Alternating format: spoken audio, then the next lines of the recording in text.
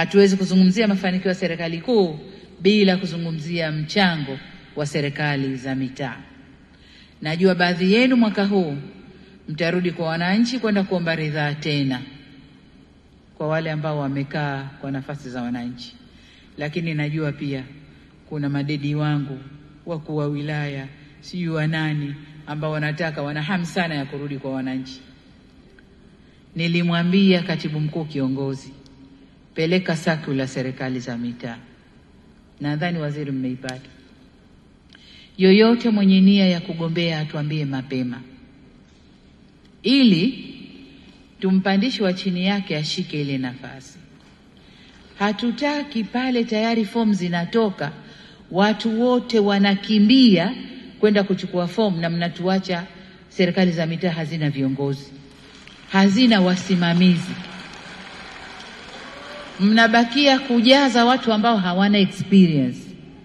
Lakini tukijua mapema, tutatayarisha watu wa kujaza hizo nafasi, kuwapa miongozo, kuwafanyia mafunzo ili wawe tayari kukabiliana na uchaguzi.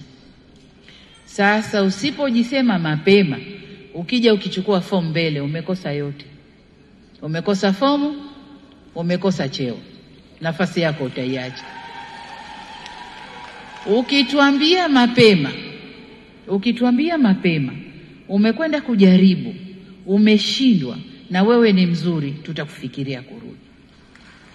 Hukutuambia mapema, umekosa yote my dear. Umekosa yote. Kwa hiyo kajipimeni. Sitaki kuwaficha, kajipimeni. Hatutaki kufanya uchaguzi kwa kubahatisha. Tunataka kufanya uchaguzi tukiwa na watu makini kwenye field. Tukiwa na watu makini kwenye field. Kwa hiyo hilo nimesema ni waibie siri hapa, kama ni siri leo imekuwa dhahiri jamani, ni hiyo.